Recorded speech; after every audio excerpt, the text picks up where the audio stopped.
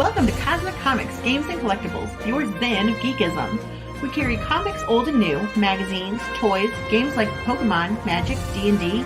Want Godzilla, Ultraman, Star Trek, Ninja Turtles, Funko Pops? You'll find it all here. Shop our Cosmic Sound Room and pick up a record or two. Enjoy our Comic Coffee Lounge with a cup of Sasquatch coffee while geeking out over a super cool movie on our big screen. Cosmic Comic, Games and Collectibles. Superman loves us, and so will you.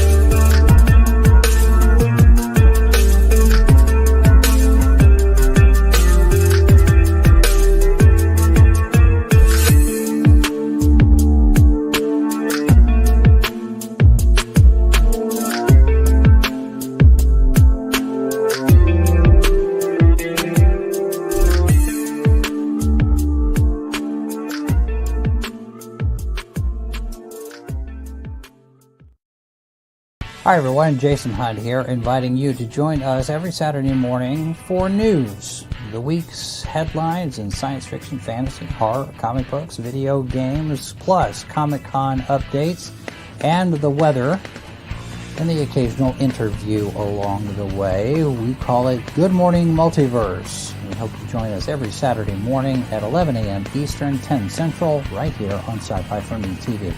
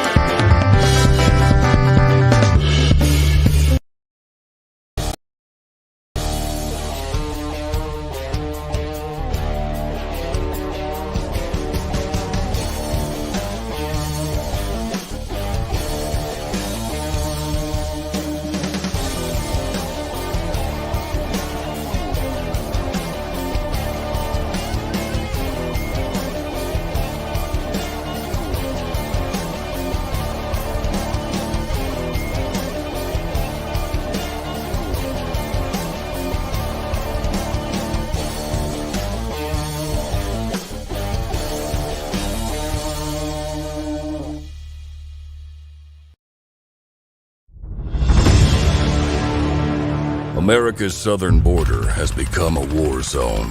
Human traffickers, drug smugglers, and terrorists flow across the Rio Grande with impunity, secure in the knowledge that no one will stop them.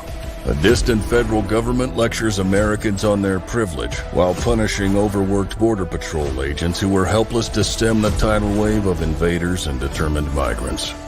Second-generation Cuban-American Marcos Zamora is a military vet, more patriotic than most Americans. No longer able to ignore the chaos at his doorstep, he acts. Joined by his best friend Gus, they hit the border every night, saving lives while stopping violent drug cartels and other opportunists. The government reacts with fury at Marcos' attempts to preserve American sovereignty, deploying the full might of their enforcement agencies. But Marcos understands that the only thing the rich and powerful fear is bad publicity, and he records every encounter. Whoever he is, this private American must be stopped. Illustrated by Richard Bonk and written by Eisner winner Mike Baron, Private American is his version of Captain America, and maybe a little Punisher, taking part in this ongoing, violent, and very real battle of good versus evil in the war for American sovereignty. Grab your copy at theprivateamerican.com. We have a secure border, and that is a priority for our administration.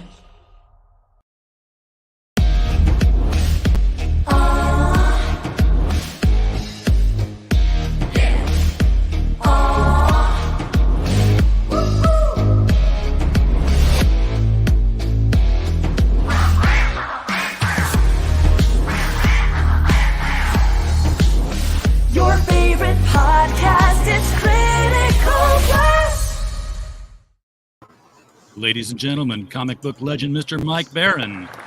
Hey, folks.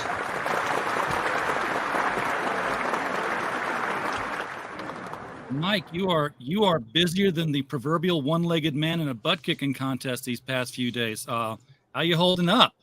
I'm holding up well. You know, the more work, the better. It's a funny thing because for years here, I couldn't get arrested. And all of a sudden, I'm busy. Yeah.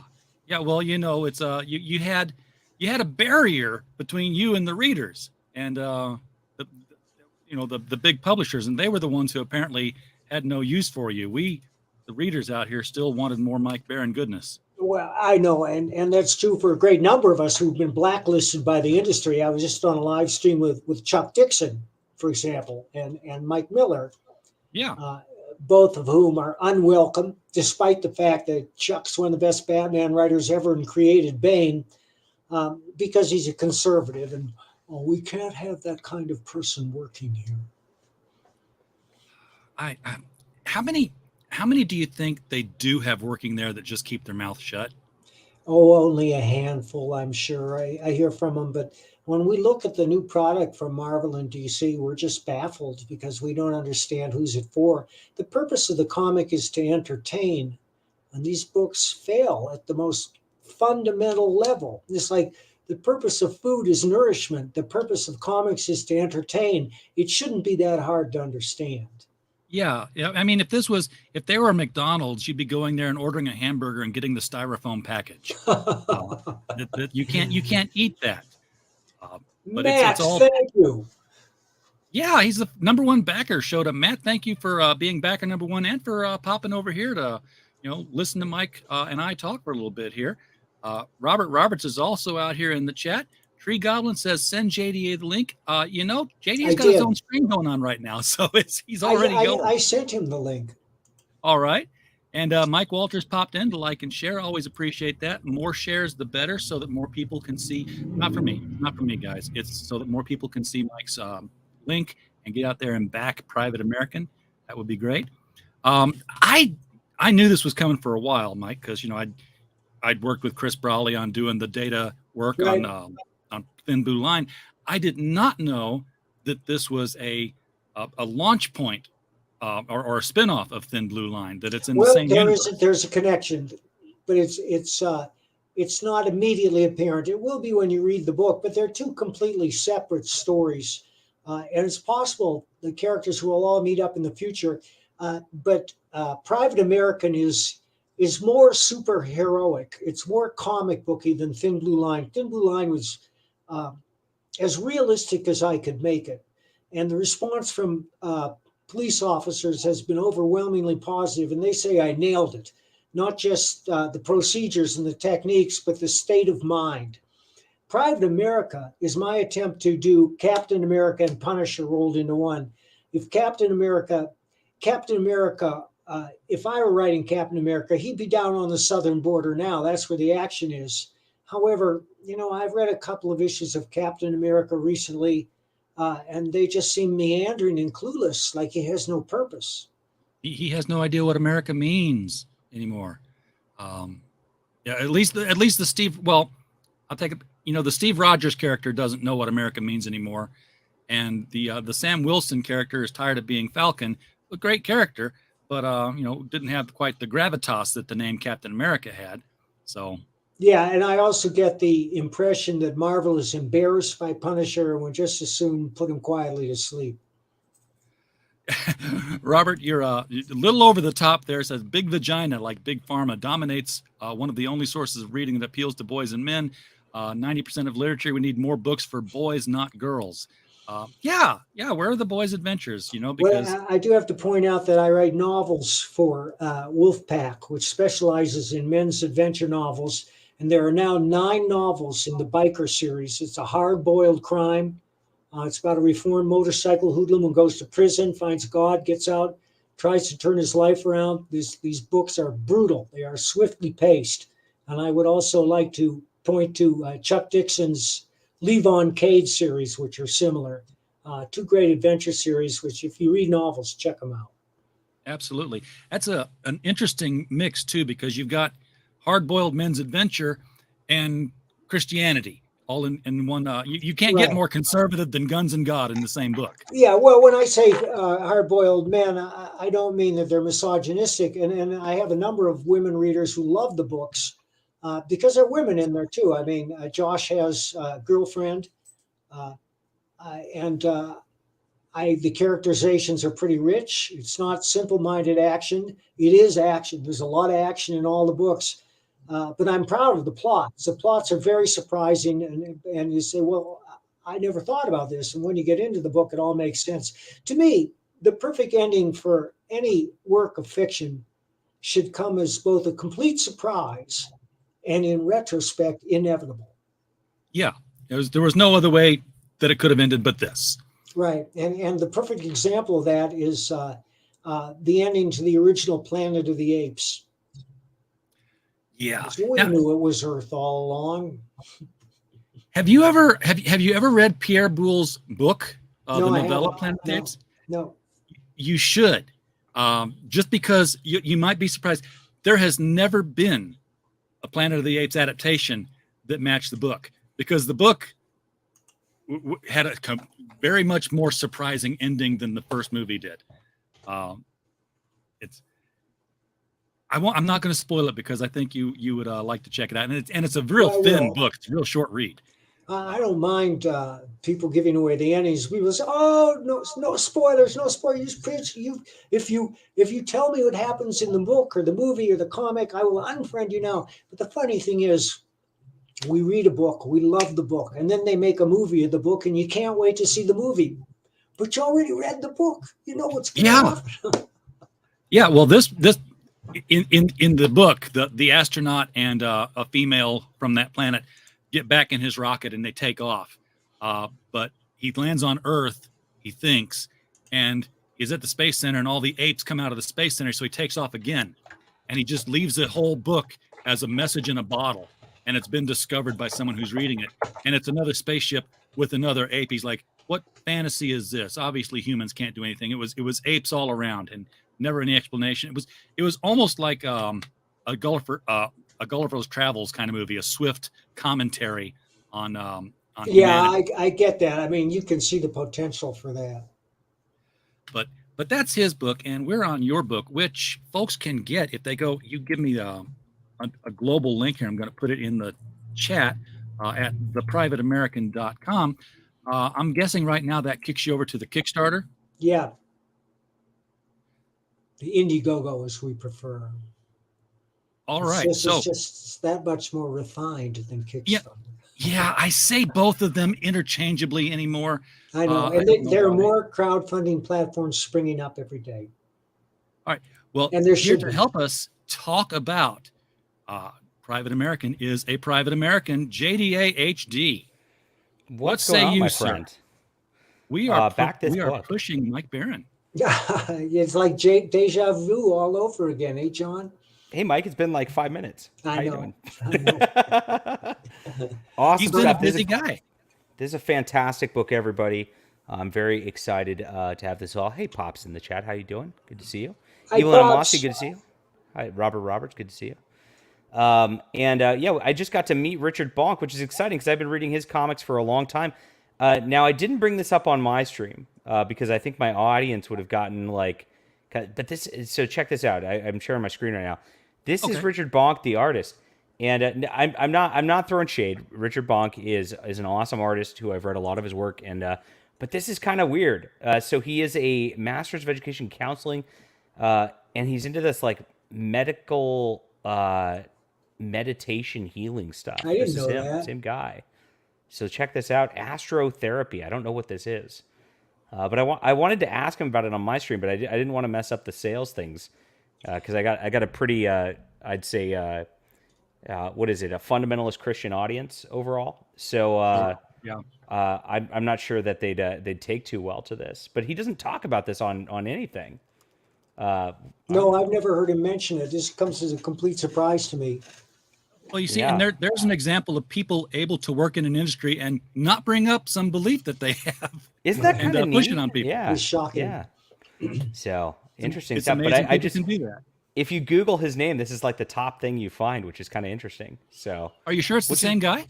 yeah, because it's his work as an artist. It says so right here. So it's got to be right. Well, maybe it's not. Maybe there's a different artist, Richard Bonk. It could be. Check it. Oh my gosh, that's not him. That's definitely not him. Okay, a 2D representation of the cloud. Oh wow, I gotta send this to him because it's pretty funny. My cursor and plug it back. This is really funny. I really thought this. I was like, wow, he didn't seem like this big of a hippie guy, but I guess he's not. Is the answer? It's one thing to have two guys with the same name, and it's another to have two guys with the same name in the same field. What are the odds? Isn't that crazy? Yeah. It's very crazy.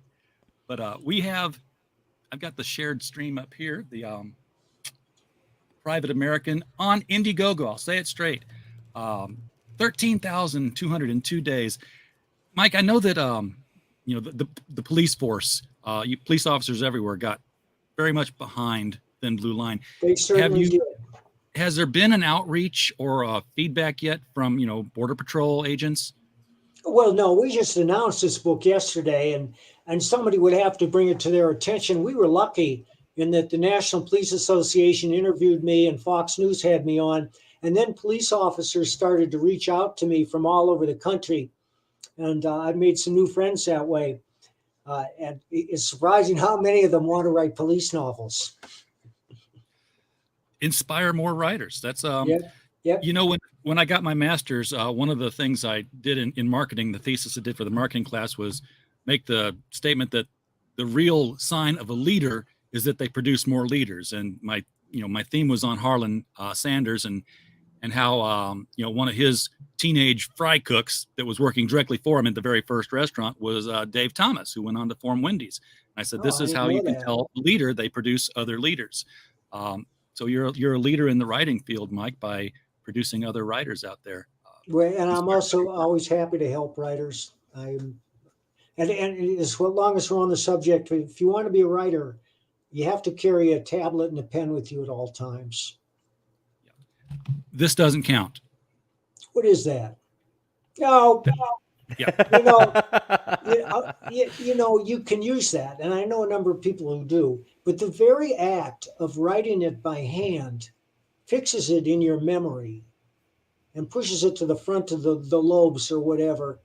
And also, you never have to worry about running out of juice and bringing it up and where did I stick that, and Yeah. I've been carrying a pad and pen with me for over a half a century, and I would advise everybody to do that, and that includes artists as well, because you can always write by pen. And I've written a lot of my books longhand at conventions because you're sitting at a table and there are long, boring patches like Lawrence of Arabia trying to cross the empty quarter, and you can fill those hours by writing.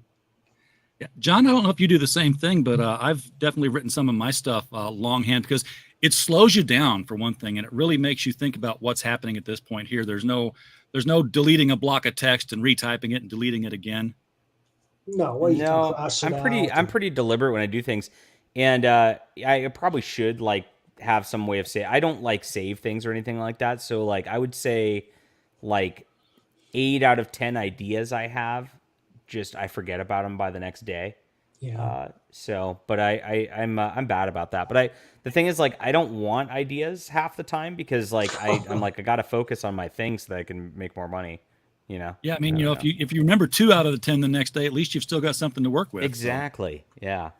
But I'm trying to do less projects and keep the same universes going because I think that diluting things is kind of tough. It's much easier to keep everybody on board a single property than it is to kind of spread around. As much as it's artistically fun to spread around, it's as you see, it's harder. It's like a Thin Blue Line made $95,000, but that group didn't necessarily come in for Private American, even though it's the same genre, same creator, it's going to be awesome. And Thin Blue Line's good stuff. It just transferring from one title to another just stops customers' brains sometimes. Well, it's kind of interesting. I understand because my titles are neither fish nor fowl, as they say. We know the genres that do well: superheroes, good girl art, science fiction, and horror. And neither Thin Blue Line nor Private America fall neatly into those categories. Although if you like The Punisher, you're going to love Private American. It's extremely Punisher-like. We just didn't bill it as a straight vigilante book because of the issues involved, and we wanted to make it real. And it's one thing that I pride myself is when you enter into one of my stories, you will believe everything is possible. And that's where I'm at today. When I read comics, books, or look at a movie, I have to believe it could actually happen before I can really enjoy it. And that doesn't mean I don't like science fiction or horror, because when I watch Aliens or Alien, I believed in both those movies completely. Yes, they nailed it. Then I look at something like, the latest Jason Statham movie, or Nobody, starring Bob Odenkirk. And it starts out well, but at the end of the movie, he's mowing down thousands of faceless, nameless assassins. There are no police anywhere around, and they just give into the worst comic book impulses to go all-out action without a nod to credulity. You think this couldn't happen in real world. He wouldn't be able to shoot 25 guys and nobody would notice, and no cops would show up. It was fun to watch, though. Robert Roberts in the comments just says that he just backed this as a Canadian, so he has brought us our shake and bake moment for the show. Shake and bake, and I help. Thank you, Robert. Always appreciate it when somebody in the chat helps out. Let's talk about exactly what it is that Private American is doing here, because we know there's conflict on the border. We know that in the story he's going to be, serving as some sort of barrier to that, but who is it that he's attacking? I mean, you're going to have people who are saying, he's attacking the parents and the little girl who are trying to find a better life coming across the border, and he's kicking them back out. On the second page, he's attacking a snakehead who wants to rape an underage girl that he's brought across the river, and this happens routinely. There are hardly any girls or women who cross the river that aren't raped. So he grabs the guy by the hair, pulls him back, and slits his throat. And that's our first appearance of Marco Zamora. And then we get into why he's doing it. He's a veteran who was dishonorably discharged because he shot an Arab who was torturing a dog. Now you ask, well, who would torture a dog? My friends, there are videos on the internet that Arabs post. And I don't want to tar all the Arabs. These are fundamentalists from Iran, of them torturing dogs that are absolutely the most horrifying and sickening thing I have ever seen in my life. But yeah, it's a dog. I mean, I have 3 dogs here. But that's why he was given a dishonorable discharge. And he lives in Texas. So he's familiar with what's going on. They're tracing right through his territory and his parents' territory and his friends' parents' territory. And finally says, well, the government isn't doing anything about this. In fact, they're encouraging it. But I have the means to make a small difference, just a small difference. So he starts going down to the border every night, intercepting the fentanyl smugglers and the human traffickers. And he films every encounter because Marcos understands that there's only one thing the rich and powerful fear, and that's bad publicity. And if you don't believe it, just look at the lengths that the current administration goes to crush any dissent.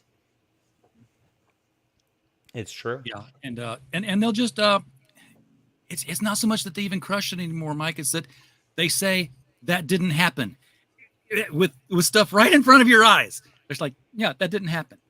But the party told you to reject the evidence of your eyes and ears. It was their final, most essential command. That's from 1984, and it's true today. I mean, what's happening in this country today comes as no shock to anybody who understands history. Cicero predicted it. Plato predicted it. Orwell predicted it. And yet here we are. The founding fathers knew. They understood that human nature didn't change. And that's why they wrote the Constitution and the Bill of Rights as they did, to prevent, as long as possible, these tapeworms from taking over our country. And so far, so good. But I used to sit there and think, okay, when Clinton got elected, I'm like, okay, don't like the guy, but it's 4 years. We can always survive 4 years of anybody. I don't believe that anymore. The current occupant, he was a reasonable man. Yeah, exactly. they get more and more unreasonable as time goes on. More people in the chat. Biff Bam Boom Comics has popped in here. We had them on last night with Cody Valiant. Genuine Comics is talking about the logo. Loves that logo. I like it too. Looks good. Especially the one that's on the picture right now. It's very Foot Locker. Not the shoe store, but the Army. Yeah, I like that. And you're right, Evil Animosity. It is No, probably it's not a for kids. However, I just finished a young adult novel that I'm very excited about. That's why I drove to Wisconsin to meet my patron. Guy hired me to write a novel called Sea Wolves about his organization, which teaches boys how to be men by teaching them how to sail. Now, there's a lot more to it than that, but we were both delighted with the novel. He wanted to fly me in to take me sailing, but I didn't want to fly, so I drove, and I finally hooked up with him in Bayfield, Wisconsin. We went sailing on Lake Superior. It was just wonderful. Need to get you down here on your bikes in Northwest Arkansas sometime. I would love to get down there on a bike. The only problem is riding it across the Midwest. Yes, the mountains and the curves around here. Every time I go past the sidebar, I'm like, yeah, I can't wait for Mike to come down here sometime. Just have Are you a biker, right, RJ? I am not a biker. I've got a lot of biker friends. There's well, good. Maybe one of them could be persuaded to loan me a bike. There you go. There's a store here where every time I get a Comicsgate patch, I take my denim jacket in there and they're putting the patches on. And I'm sitting there talking with the other bikers, and they think it's cool that I'm working with comic book people. And especially people like Mike who are like, they're like, I heard Superman's gay now. I'm like, oh, sit down. Let me tell you this. They're a very conservative bunch. Yeah, well, I got my first motorcycle in 1966.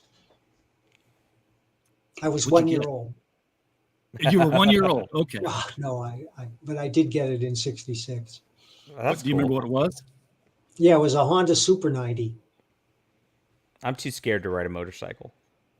Well, I would kill I've myself. tried some. The older I get, the slower I get. Low and slow is the way to go. I guess I'll kill the mood. I had a girlfriend when I was like 20. She was on the back of a motorcycle, and she got she got clipped by a van when they didn't see her coming around a corner, and died. And it was just like that scared me off of bikes. So yeah, my grandfather's second wife, she had a motocycle and was killed pretty much the same way. Oh God! I had a friend try to teach me how to ride it, and we had he had more of a motorbike than a motorcycle, long front yard, and he gave me all the instructions about downshifting, and I'd get all the way to the curb when I'd be ready to downshift, and I would just bog it down, and it would die, and I'd push it around the curb. I started you guys riding watch when I was too young to know better. You guys ever watch the NHRA bike drag races? No, I would. Those guys go 300 miles an hour on bikes. Crazy shit. Yeah. And there's a movie called World's Fastest Indian, which I recommend. It stars Anthony Hopkins, and it's just delightful. It's about motorcycle racing on the Great Salt Lake. Now, are they talking about Indian motorcycles or Indians out in Utah? It was an Indian motorcycle that he modified, and Indian is back today, and I think that their Scout is the best American motorcycle ever made. Yeah, there's an Indian dealer down the road from me here. So how did you get hooked up with Richard? I mean, there's... That's funny, because we just went over this on John's channel, but Richard says we were both in a car going to a con in Wisconsin years ago. I don't know how, but Richard and I started talking, and I offered him this Nexus graphic novel, which he knocked out of the park. It goes on sale in February from Dark Horse. And then I conceived Private American, and I asked Richard if he was interested, and he was. And as Richard just said, he has 5 pages left to do. He'll be done next week. The whole book will be done next week. How many pages are we looking at? It's about 64 pages of story. Okay, so are you gonna do the same thing you did with? We haven't thought of it, but a lot of people are suggesting Thin Blue Line shot through the roof. It depends on how much we raise. Of course, we're just getting started, but we were lucky to catch lightning in a bottle with Thin Blue Line. We're trying to do that again. Yeah. Somebody in the chat I know- mentioned the digital being expensive, and I actually want to kibosh that because it's actually not expensive. So $10 is the digital price on this, guys. And if you look at having a 64, 66 page graphic novel like this, that's about 3 issues of comics. So if you were to go on Comixology, Amazon, or whatever and buy a Marvel comic or a DC comic, those are $3.99 digitally, which means if it was 3 issues, it would be $12 digitally. So Mike's actually I giving also you... have to point out that this Yeah. is infinitely more entertaining than anything Marvel For sure. or DC put out. And Tokamai, Indian is not a It's subsidiary. 14, it says 10 for me. India is owned by Polaris Industries. It's completely separate from Harley. In fact, they're killing Harley. Am I wrong on the 14 versus 10 is not a big difference, but like Robert's looking yeah, at it from Canada. Well, you have fake money in Canada. So. Yeah, you just tell the banker you want some more pink fives. But I thought maybe they were looking at the where it says digital here in these autograph bundles, where you're actually getting physical copies plus the digital. Yeah. Well, Robert, we But yeah, appreciate your $10 support and- anyway. Even if Yes, you- we do. Oh, it is 10. Okay, so 14 Canadian. Yeah. Yeah. I don't know. Well, I don't know what Canadian dollars are worth. About honest. 1.4 to 1, apparently. That's right. Since we had easy math with that $10 tier. That's true. I haven't looked at all the different configurations you've got here, and I should, since I'm going to be, the data guy putting all this together for you. But I know Chris was pulling his hair out a lot last time with things like the certificates and the what do you call those coins? Challenge coins. Yeah, well, we're not doing challenge coins. That was a one-off. Well, I don't know. I can't say it because I just finished the first draft of the next Thin Blue Line novel. And There's you going to never be know. more. But, oh yeah, I think one challenge coin is enough for us, but that's up to Chris. I love challenge coins. I do too. They're Yeah. heavy. I mean, I've got a handful of them over here from different books and projects, but I don't carry them with me because I'd be pulling my pants up all the time. There'd be so much weight in my pocket. They bog you down. Yeah, they really do. I could see one for this project because it's a whole new market than Thin Blue Line was. It's a related market, but it's a different slice. But yeah, I wouldn't do one for every Thin Blue Line afterwards. I remember she said, at the end of the book that, well, I can't police here anymore. I didn't think that, you were going to carry her into another book and have a separate adventure somewhere. Is that the case? It's completely different. And I'm really excited about this new story. You're going to be surprised. However, the title will give a little bit of away. It's called The Revolving Door. Ah, okay. So you're not going to tell us what social issue, if any, might be the crux of this story. Well, I think The Revolving Door says it all. If you follow the news in New York City or San Francisco or Los Angeles, in San Francisco, they successfully recalled their district attorney because he was a far-left lunatic who eliminated that's my Cash hood. Bear. I hope you voted. John, I No, don't know I you don't live near vote. San Francisco. Really? Yeah, I thought you were down near San Diego. No, that's Mike Miller. Oh, I'm, I know Mike's down there. Yeah, I'm in beautiful San Francisco area.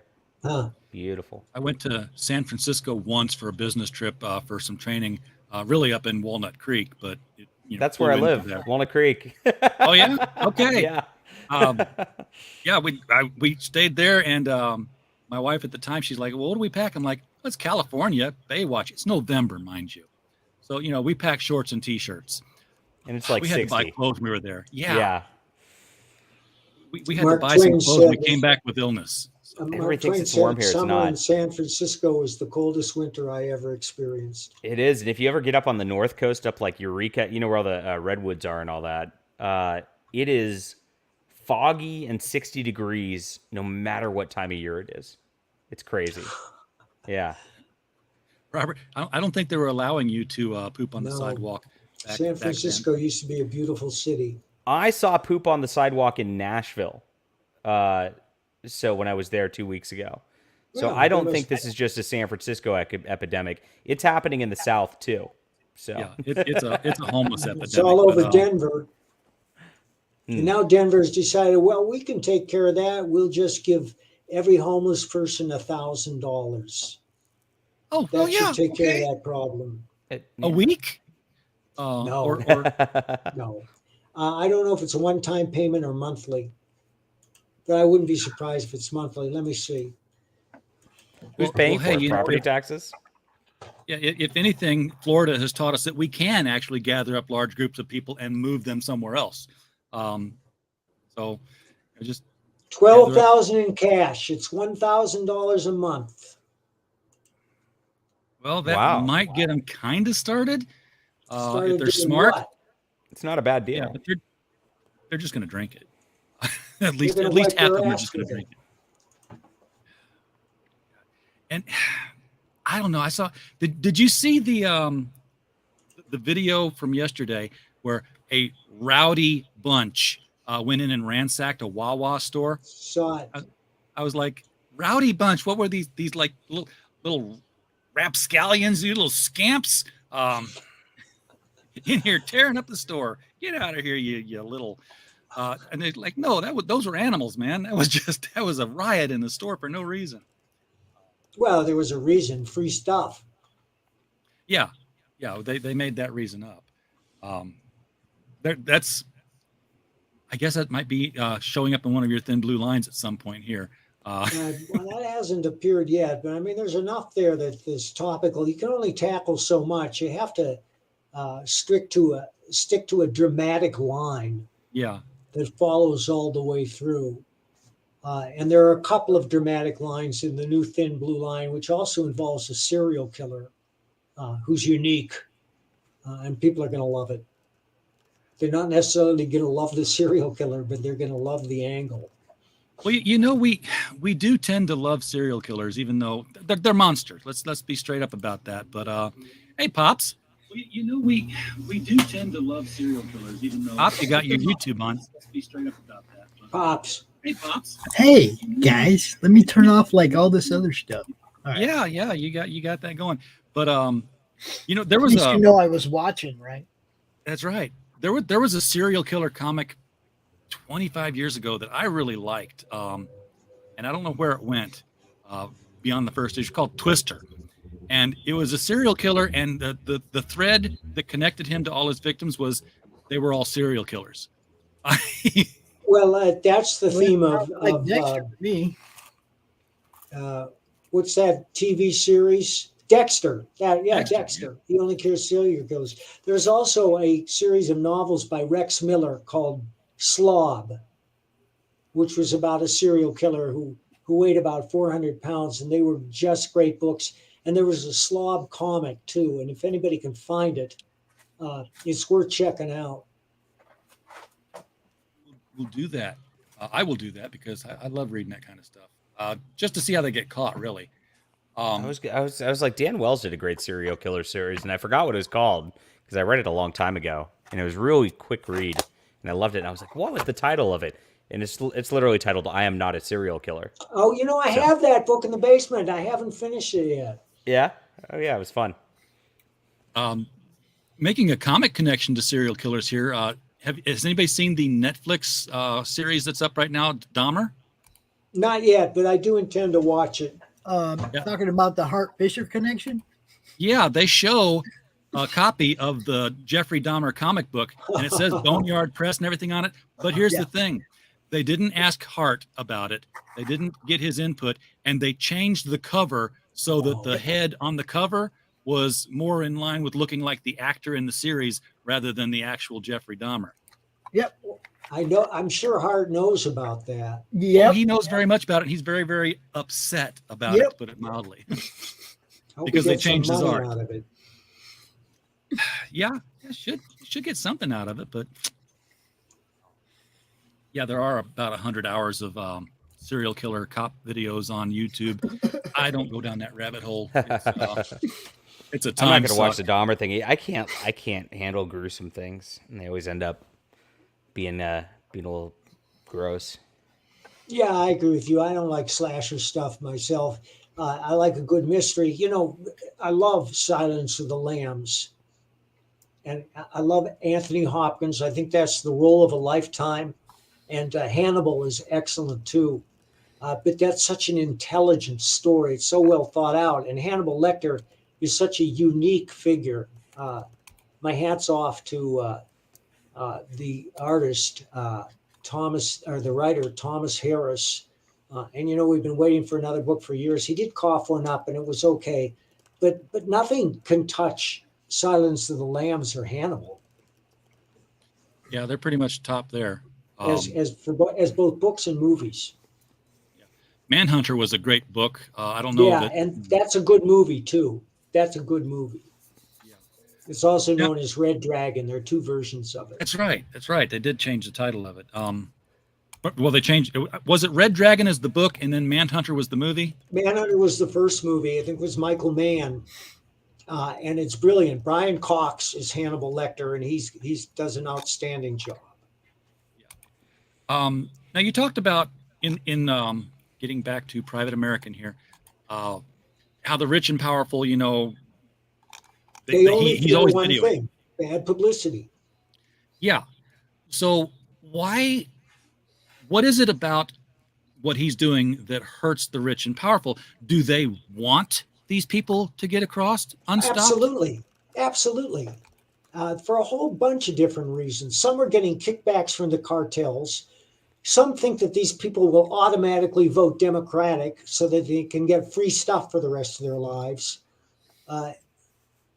And some think that America deserves to die.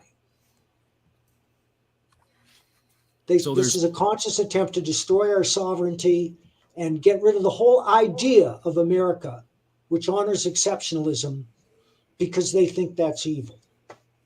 So it sounds like there's multiple rich and powerful with separate agendas, but all of them require this and input. most of them gather under the banner of the left.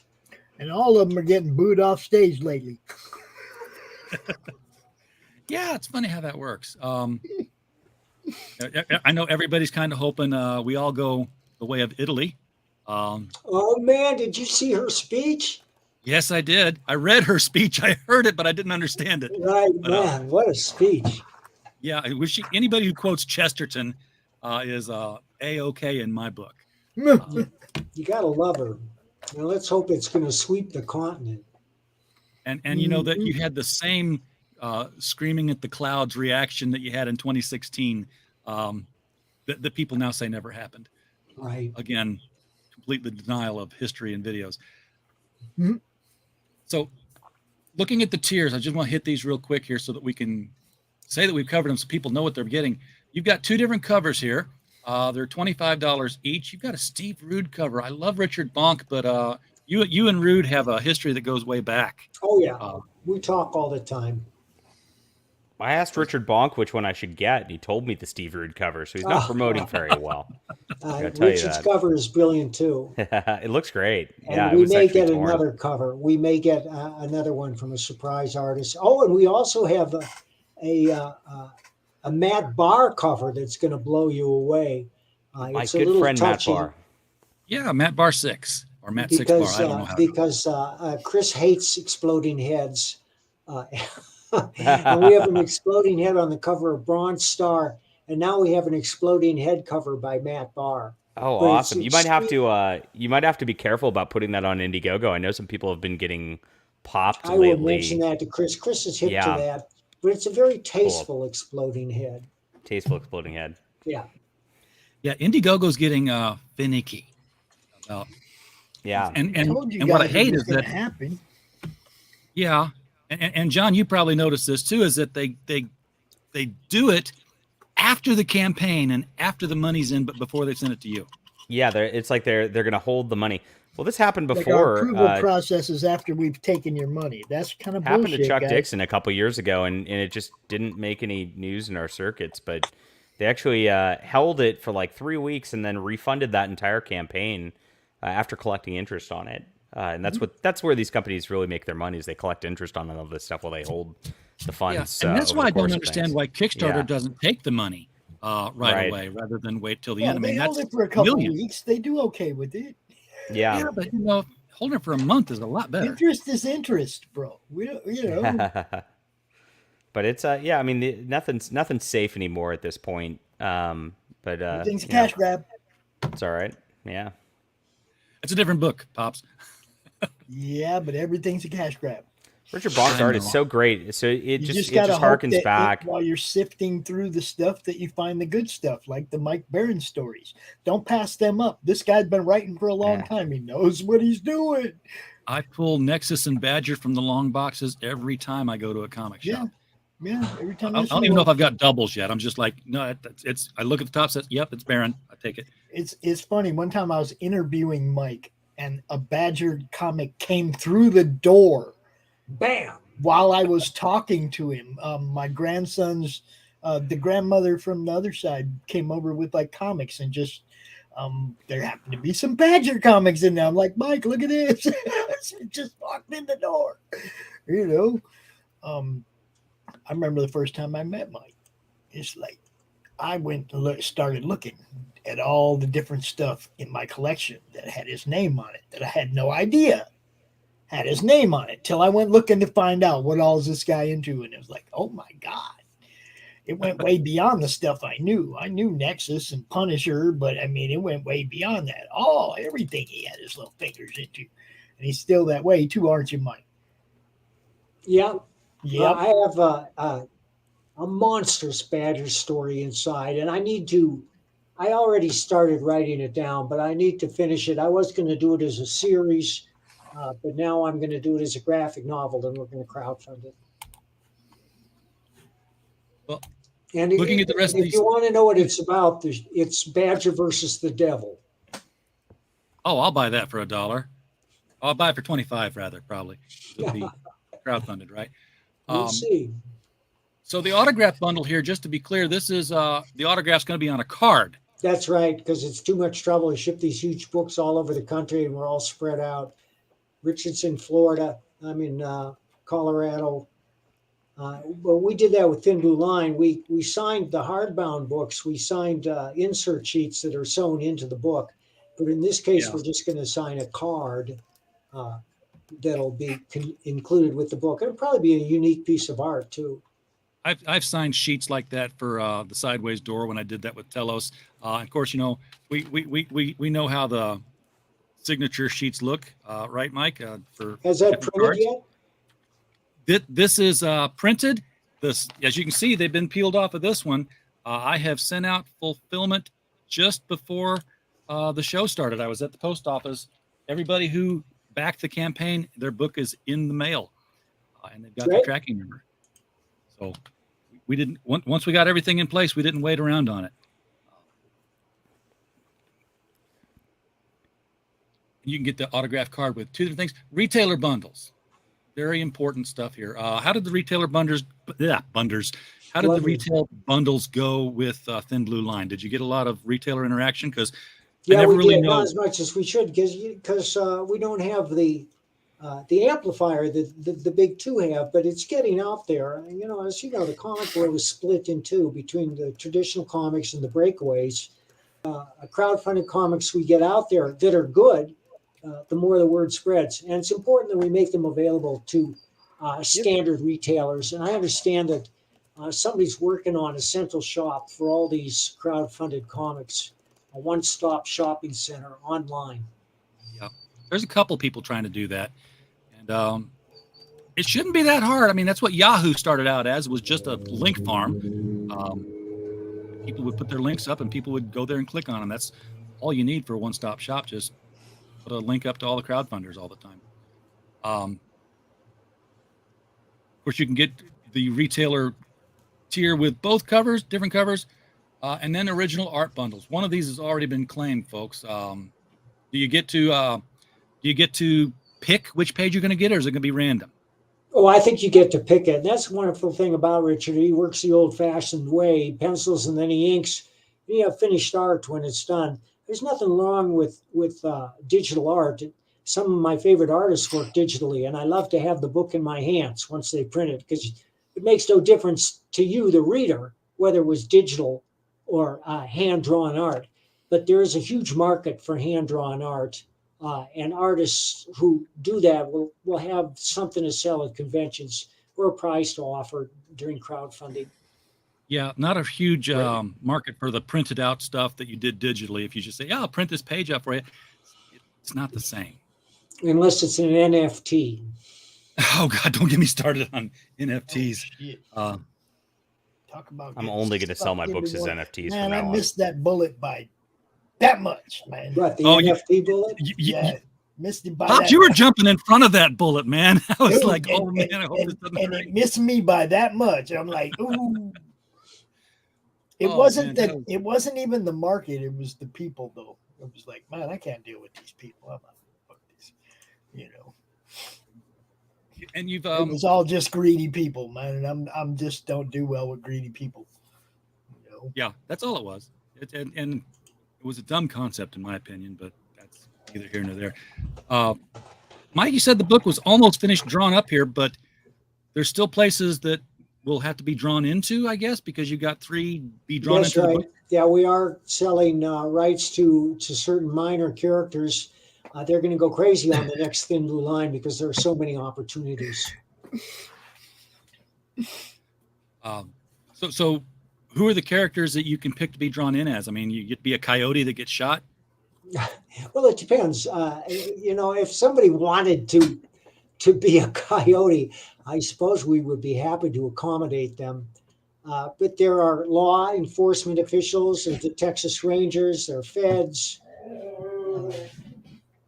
There are relatives, Marcos' relatives, his best friend's parents.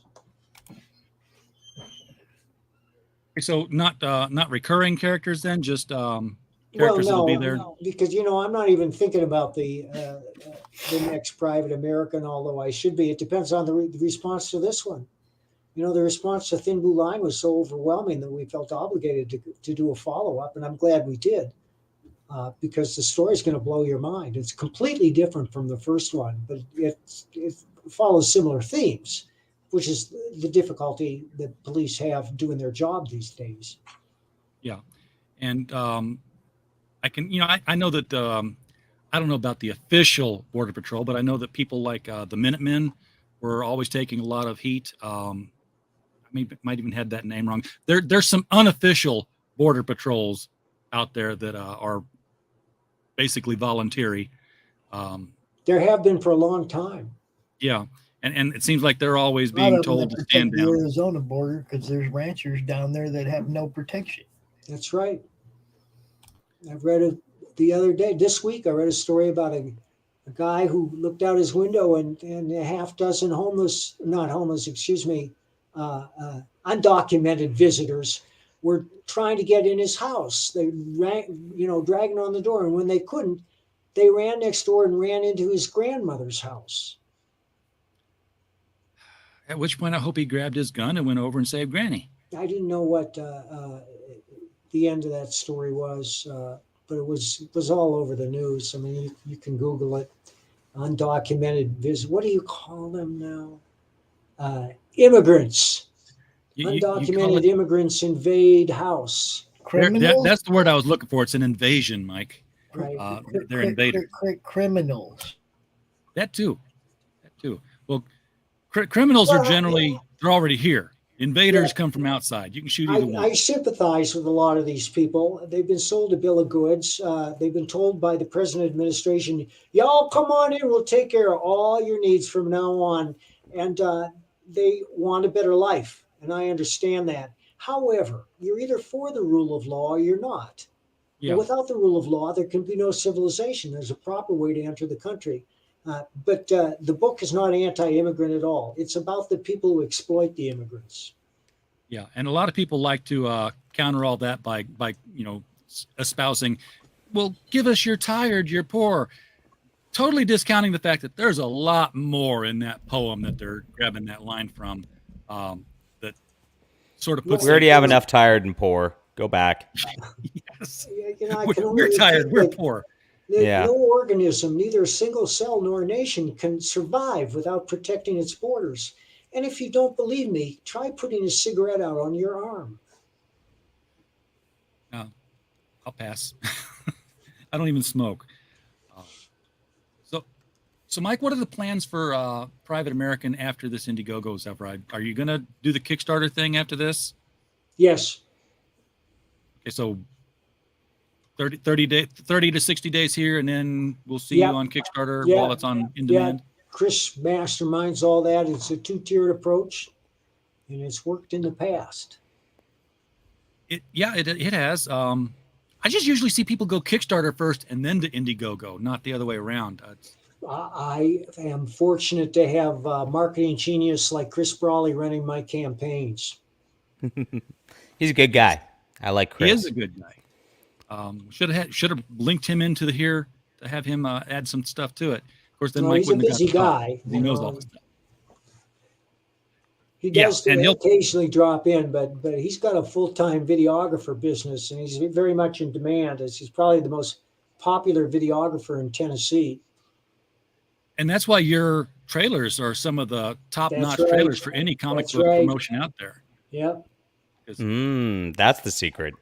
He gets these top-notch voice actors. I mean, I swear they're really good. Whoever he's got doing Florida Man and Thin Blue Line in this is the same guy who does all the narration for Swamp People. It's Sam Elliott. What?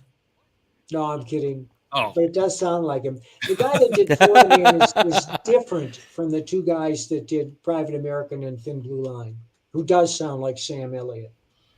Yeah. I mean, I'll give you that, but knowing Chris's connections and having just watched 1883, I'm like, did he really get Sam Elliott? Shit, that'd be great. Maybe we should try that. See if we can do it. Cameo exists. Ball means. Well, Mike, I know we got started late. I have kept you an hour, and I know you're going to be on even more streams tonight. So more importantly, I have to take a nap. Well, yeah, there is that. Nap sounds great. You're notorious for going to bed early, but having gotten messages from you at 6:30 in the morning, I'm like, he also gets up early. I'm up early. He took Ben Franklin at his word, and you can see that it works, gentlemen. Early to bed, early to rise, and be Mike Barron. It's almost 4:20. Mike needs to take a little siesta. Folks, please back Thin Blue Line. Private American. Back them both. Go get Thin Blue Line too. Yeah, and folks, if you're watching this on the replay, the link that you want is right below the video. You can could have been clicking it any time now. You wouldn't have left the stream. You still listened while you threw money at it. It's theprivateamerican.com. If you lose track, it's simple. Theprivateamerican.com. And Absolutely. You'll be sick of me talking about it over the next, 30 days. That's pops. Your words are music to my ears. I'll keep the video that I downloaded and throw it into the rotation of all our video openings. So we will keep it in front of people's minds. Everybody in the chat, thank you so much for being here this afternoon. We do appreciate you. We don't have a show without you. And as always, while you were here, just hope you had a blast. Good night.